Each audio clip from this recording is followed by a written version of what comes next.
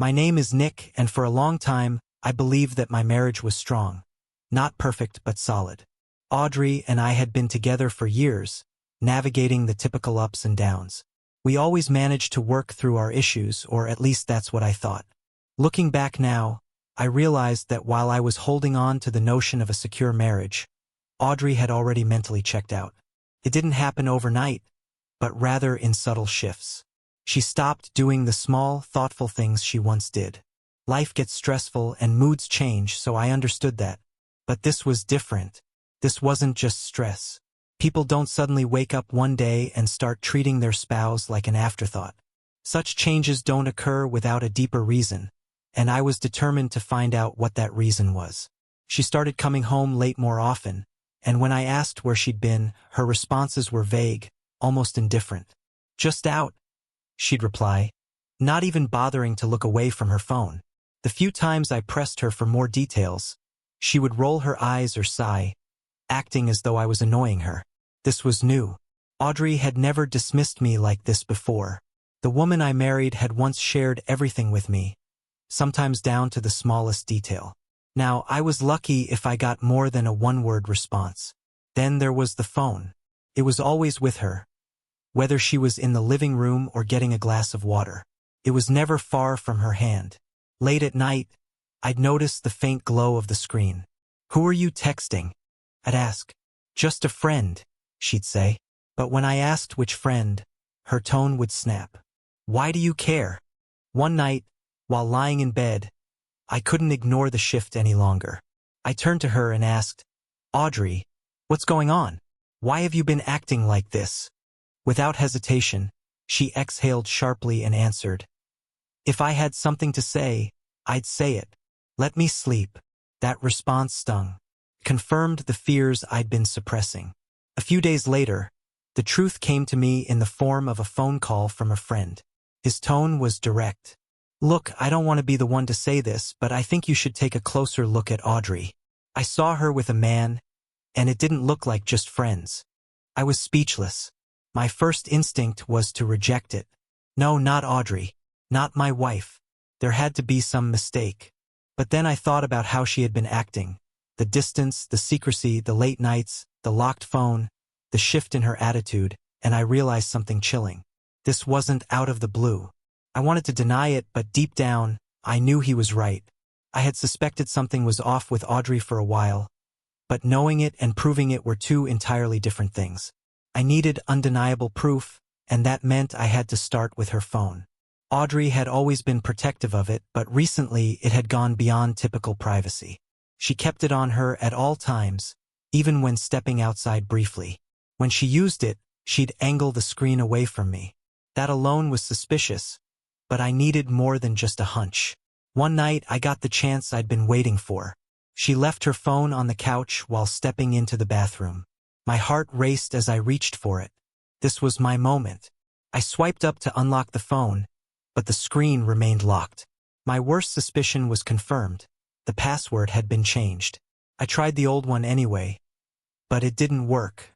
My stomach dropped. Audrey and I had never hidden our passwords from each other. This wasn't just a mistake or coincidence. It was a clear sign that something was being kept from me, and whatever that something was, she didn't want me to see it.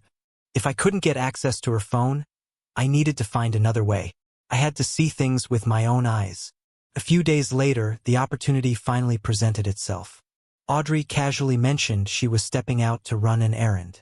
She gave no further details and didn't say who she was going with, just vague enough to trigger my gut instincts. So I decided to follow her. I waited a few minutes after she left, grabbed my keys and drove off, staying far enough behind so she wouldn't notice.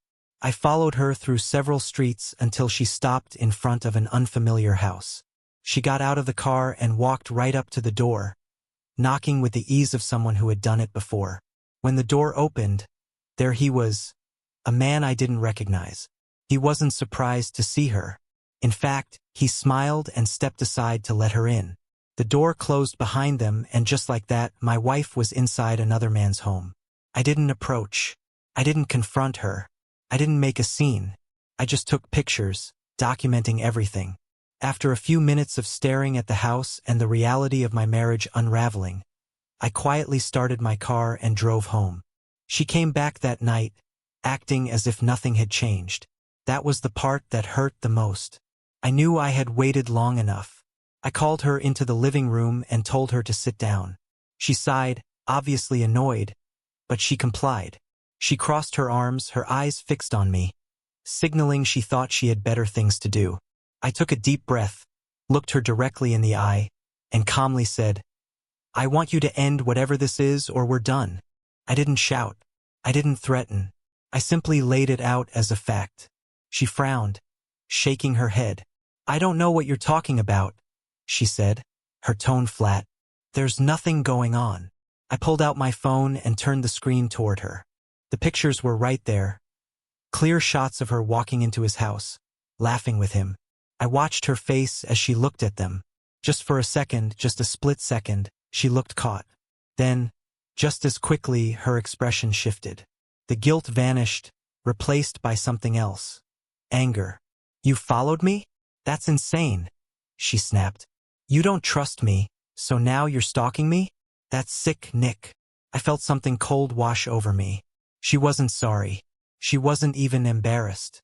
She wasn't surprised either. Instead of owning up to what she had done, she was turning it on me, making me the villain for discovering the truth. I exhaled slowly, nodding to myself. "Okay," I said, standing up. "Got it." I didn't argue. There was no point. She had already made her decision. The next week passed in a haze of silence. We still lived under the same roof, but it felt like we were strangers. No casual conversations, no fake smiles, just two people existing in the same space, waiting for something to give.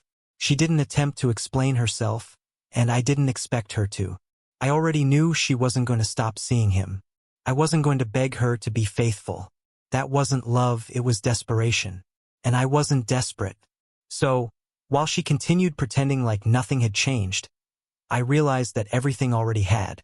I paid a quiet visit to my attorney's office and set the process in motion.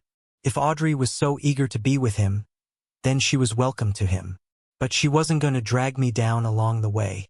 Maybe she was feeling guilty and wanted to smooth things over, or perhaps this was all part of a larger scheme. A confession, an excuse, or one last attempt to control before blindsiding me. Whatever it was, I had no intention of sitting around, waiting to see how her story unfolded. What she didn't know was that I had already made my move. The divorce papers were ready, tucked neatly in a folder, just waiting for the right moment. But that wasn't the only surprise I had in store. While she had been sneaking around with her lover, I had found someone too, her best friend. It started as harmless conversation, shared grievances about Audrey's behavior. Over time, it evolved into something more. She had no illusions about who Audrey had become, and she understood better than anyone what I had been dealing with. So if tonight's dinner was another one of Audrey's mind games, if she was still keeping up her affair, I wasn't going to argue. I wouldn't plead. I wouldn't even get angry. I would simply end things on my own terms. When I got home that evening, something in the air felt different. The scent of home-cooked food drifted from the kitchen, something I hadn't experienced in ages. A few months ago, I might have taken this as a sign that she wanted to fix things. But I wasn't naive anymore. Whatever this dinner was, it wasn't a peace offering. I sat at the table, watching as she moved effortlessly, setting the plates, pouring the wine, smiling like nothing had changed. We ate mostly in silence. She didn't ask about my day, and I didn't ask about hers. The only sounds were the occasional clinking of silverware, the quiet sips of wine, and the thick tension that lingered between us like an uninvited guest. Midway through the meal, I placed my fork down and met her gaze. She was too composed, too at ease, a woman who had already made up her mind. Leaning back slightly, I asked, "So, have you ended your affair?" Not a single flinch. Instead, she smirked and leaned back in her chair, like she had been anticipating this moment. Then she spoke. "I'm leaving you." I let out a slow breath, not in frustration, but amusement. Once upon a time, those words would have shattered me. I would have begged, pleaded, tried to fix things. But now it felt like the final page of a book I should have closed a long time ago. A genuine smile crossed my face. Without a word, I got up, walked into the bedroom, and returned with a neatly stacked set of papers. I placed them on the table in front of her and slid them across. "Perfect," I said, my tone steady. I already signed the paperwork. For the first time that evening, her confidence wavered. She hadn't seen this coming. Her eyes darted from the papers to me, searching for any kind of emotion she could use against me. But there was nothing, just calm detachment. Then ding-dong. Her head snapped toward the front door. She wasn't expecting anyone. I, on the other hand, had been waiting for this all night. I pushed my chair back, took my time walking to the door, and pulled it open. And there she was, standing in the doorway, effortlessly stunning, Audrey's best friend. The woman she had trusted with all her secrets. The woman I had been growing closer to ever since I realized my marriage was already over. Stepping aside, I gestured toward her. "Meet my new girlfriend." Audrey's expression was priceless. More than shock, betrayal, disbelief, maybe even regret. She had played her game, convinced she had already won. But she had forgotten one thing: when you play games, you better be prepared to lose. So guys, if you all liked today's story, please like the video and subscribe to our channel. And don't forget to press the bell icon. Thank you for watching.